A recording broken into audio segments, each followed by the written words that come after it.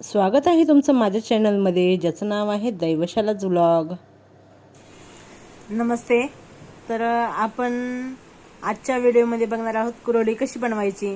तर मी कुरोडीची पूर्ण रेसिपी आज तुम्हाला या व्हिडिओमध्ये सांगणार आहे. तर व्हिडिओ शेवटपर्यंत नक्कीच बघा. अगदी सोप्या पद्धतीने कुरोडी कशी बनवायची याची रेसिपी सांगणार आहे.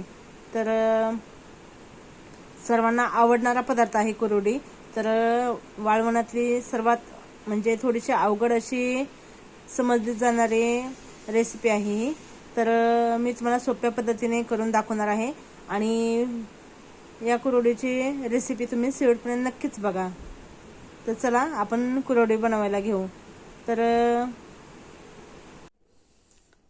कुरवड्या बनवण्यासाठी हे बघा मी गहू घेतलेले आहेत. हे स्वच्छ निवडून असे पूर्णपणे स्वच्छ करून घेतलेले आहेत. आता हे निवडून घेतलेले गहू 2-3 पाण्याने धुवून घेणार आहोत. तर यामध्ये पाणी टाकून 2 ते 3 पाण्याने स्वच्छ असे गहू धुवून घ्यायचे.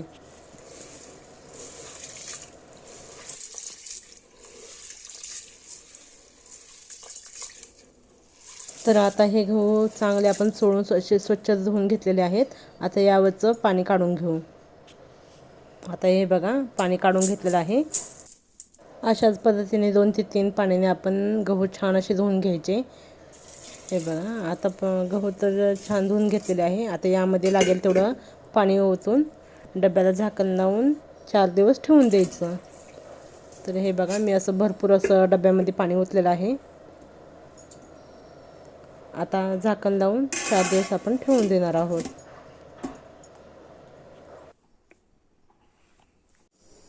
आज आपले गहू भिजवून 4 दिवस झालेले आहेत, म्हणजेच आज 4था दिवस आहे.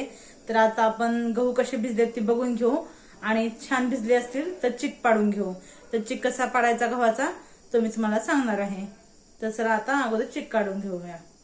तर हे बघा हा आपले गहू भिजून आज 4 दिवस झालेले आहेत आणि पूर्ण हा फेस आलेला आहे वरती. तर आता हा आपण गाळून घेऊया यावरचं सर्व पाणी.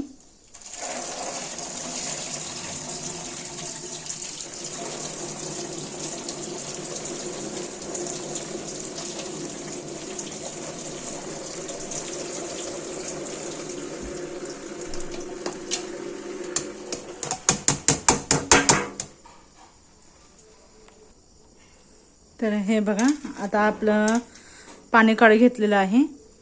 आता हे बघा गहू पण किती छान भिजलेले आहेत. हा बघा पूर्ण असं चिक बाहेर निघत आहे. आता आपण हे गहू मिक्सरच्या भांड्यात लावून फक्त एकदा फिरवून घेणार आहोत. तर मिक्सरला फिरवण्याच्या अगोदर आपण ह्या गव्हाला 2 पाण्याने धुवून घेणार आहोत, म्हणजे याचा वास सर्व निघून जाईल. गहू तर खूप छान भिजलेले आहेत. हे बघा आता यामध्ये सुद्धा पाणी सर्व काढून घेऊ आणि नंतर मिक्सरला फिरवून घेऊ. तर हे बघा आता आपण गहू छान असे 2 पाण्याने धुवून घेतलेले आहेत. आता हे मिक्सरच्या भांड्यामध्ये गहू टाकून एकदा असं मिक्सरला फिरवून घेऊ.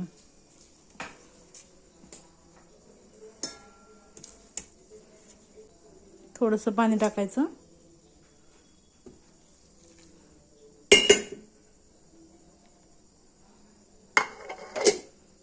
आता फिरवून घेऊ मिक्सरला. हे बघा आता हे मिक्सरला फिरवून घेतलेलं आहे. इथे मी खाली एक मोठं ताट घेतलेलं आहे आणि यावरती चाळणी ठेवून घेऊन यामध्ये हा आपण फिरवून घेतलेले गहू यामध्ये ओतून देणार आहे. अशाच पद्धतीने हे सर्व गहू आपण मिक्सरला दळून घ्यायचे.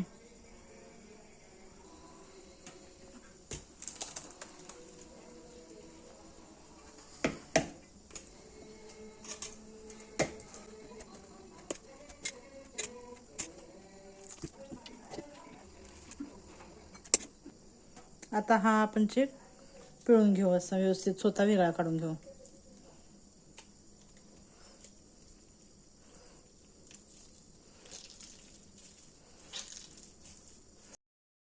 हा चोथा पूर्णपणे असं पिळून काढायचा, म्हणजे चिक असला आपला व्यवस्थित खाली राहतो.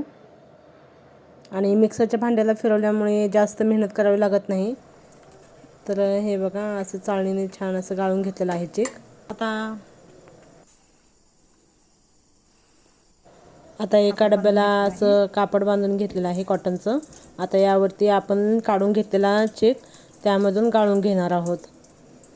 हा बघा असं अलगद हाताने ओतायचा आणि व्यवस्थित असं कपड्याच्या साहाय्याने असं चिक गाळून घ्यायचा. चिक कपड्याने गाळल्यामुळे यामधले पूर्णपणे असे घाण अशी वरती राहते, म्हणजे तांब अशी वर राहते आणि नुसतं फक्त चिकच खालती जातो. तर हे बघा मी असं पळीने व्यवस्थित हलवून असं चिक गाळून घेत आहे कपड्याच्या साहाय्याने. हा बघा अशाच पद्धतीने 2 ते 3 वेळा आपण हे गहू आपण पिळून घेणार आहोत, म्हणजे यामधलं चिक साईडला काढून घेणार आहोत. तर हा बघा आपला एवढा असा चिक गाळून झालेला आहे आणि यामध्ये एवढा असा गव्हाचा चोथा निघालेला आहे. हा व्यवस्थित 3 ते 4 पाण्याने पिळून घेतलेला आहे. तर हे बघा पूर्णपणे ह्यामधला चिक बाहेर निघालेला आहे आणि पूर्ण असं कोरडं झालेलं आहे. तर आता हा आपला चिक आणखीन तयार झालेला नाही, तर हा डबा आपण रात्रभर असंच ठेवणार आहोत आणि सकाळी यावरती आलेलं पाणी बाजूला काढून घेणार आहोत. तर चला आता ओव्हरनाईट ठेवून देऊ, डब्याला झाकण लावून रात्रभर ठेवून देऊ आणि सकाळी वरती आलेलं पाणी काढून घ्यायचं. तर हे बघा आपण रात्रभर डबा झाकून चिक ठेवला होता. तर आता ह्याचं झाकण काढून घेऊ. तर हा बघा असं वरती फेस आलेला आहे आणि तुम्हाला आतमध्ये दाखवते. हे बघा हे असं पाणी आहे. आता हे पाणी साईडला काढून घ्यायचं आणि आपला चिक ओरिजिनल खालती आहे. तर अगोदर हे पाणी काढून घेऊया. तर ह्यावरचं आता अलगद असं पाणी काढून घेऊ.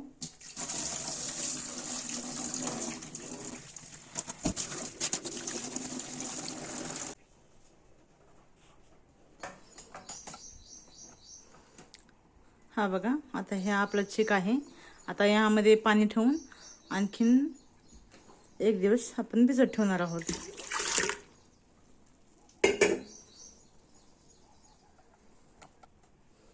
आता हा डब्यामध्ये आपण पाणी ओतून घेतलेलं आहे आणि आणखीन 1 दिवस झाकण लावून ठेवून देऊ.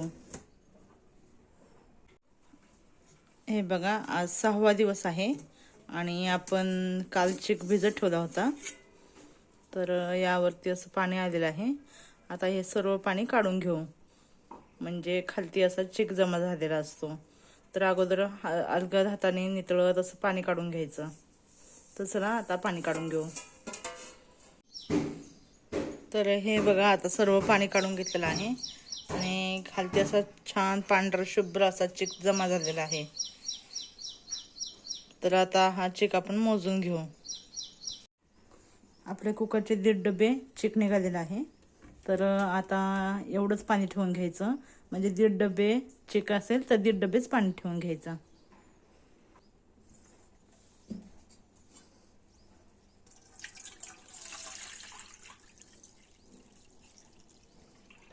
आता एक गॅसवरती पातेलं गरम करायला ठेवलेलं आहे आणि यामध्ये थोडंसं तेल ओतलेलं आहे, म्हणजे आपला चिक तळाला चिकटणार नाही. तेल चांगलं गरम झालं की यामध्ये आपण मोजून घेतलेलं पाणी टाकून द्यायचं. हे बघा आणि त्यात चवीनुसार मीठ टाकून घ्यायचं.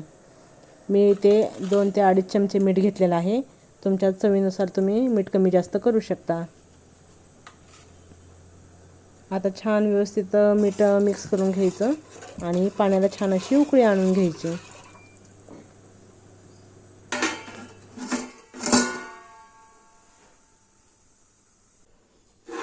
तर आता पाण्याला हे बघा छान अशी उकळी आलेली आहे. तर आता मी यावरचं झाकण साईडला काढून घेते. तर हे बघा अशी छान खळखळून अशी उकळी आलेली आहे. हे बघा पाणी छान उकळत आहे. आता यामधलं 1 ग्लास पाणी आपण साईडला काढून घेणार आहोत. जर पाणी कमी पडलं तर हे 1 ग्लास पाणी आपण साईडला काढलेलं हे टाकून घेणार आहोत. आता आपण पूर्ण चिक उकळत्या पाण्यामध्ये ओतून घ्यायचा. हा बघा पूर्ण असं दोन्ही डब्यात चिक काढला होता. 1.5 डबे आपलं चिक झाला होता कुकरचा. तर हे चिक व्यवस्थित टाकून पटपट असं हलवून घ्यायचं, म्हणजे चिकाच्या गाठी होणार नाहीत. तर हे बघा असं व्यवस्थित हलवून घ्यायचं, मिक्स करून घ्यायचं चांगलं, असे सर्व गाठी फोडून घ्यायच्या. जेवढं तुम्ही पटपट हलवसाल तेवढं यामधल्या गाठी फुटल्या जातात. तर आपण पाणी काढून घेतलं होतं, तर तेही मी यामध्ये टाकून दिलेलं आहे, कारण की पाणी कमी पडलेलं आहे.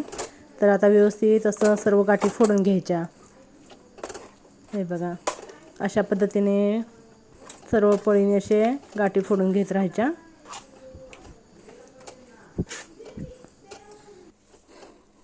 आता सर्व गाठी अशा फुटत आलेल्या आहेत.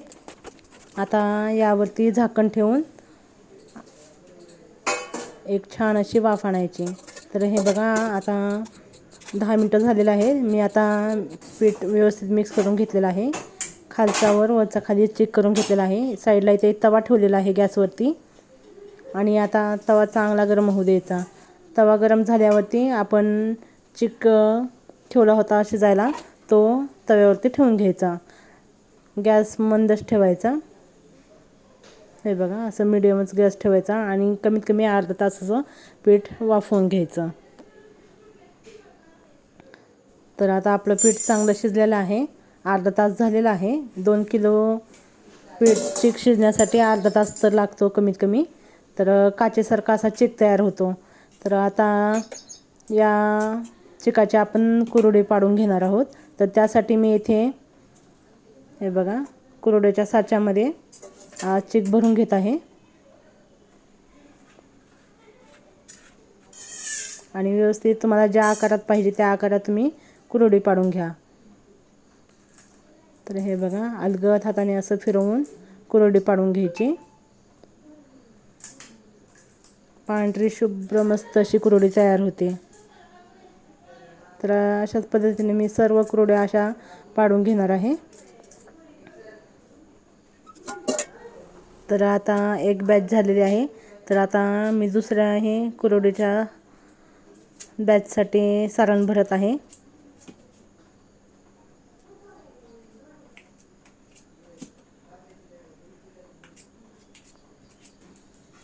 आता आणखीन शेवग्यामध्ये चीक टाकून छान अशा कुरड्या पाडून घेत आहे. हे बघा किती मस्त पांढऱ्या शुभ्र होत आहेत. आणि चीक छान शिजल्यामुळे तार अशी कुरडीची तुटत नाही, एकसारखी अशी पडते. जर पीठ जर शिजलं नसेल तर तारा तुटतात. तर आता पीठ छान शिजल्यामुळे याच्या तारा तुटत नाहीत. तर अशाच पद्धतीने सर्व कुरड्या करून घेणार आहे आता.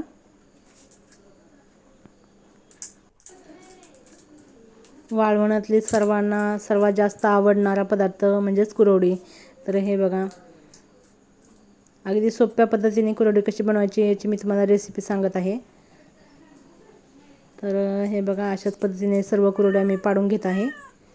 तर 2 किलोमध्ये कमीत कमी 70 कुरवडी झालेली आहे. तर ह्या मी मोठ्या कुरवड्या केलेल्या आहेत. जर तुम्ही छोट्या छोट्या केल्या तर 100 कुरवड्या सहज होऊन जातील. तर हे बघा ह्या बघा आता आपल्या पांढऱ्या शुभ्र अशा कुरवडी तयार झालेली आहे. ह्या 3 दिवस कडकडीत अशा उन्हात वाळून घेतलेल्या होत्या. तर मी तुम्हाला तळून दाखवते कुरवडी कशी झालेली आहे ती.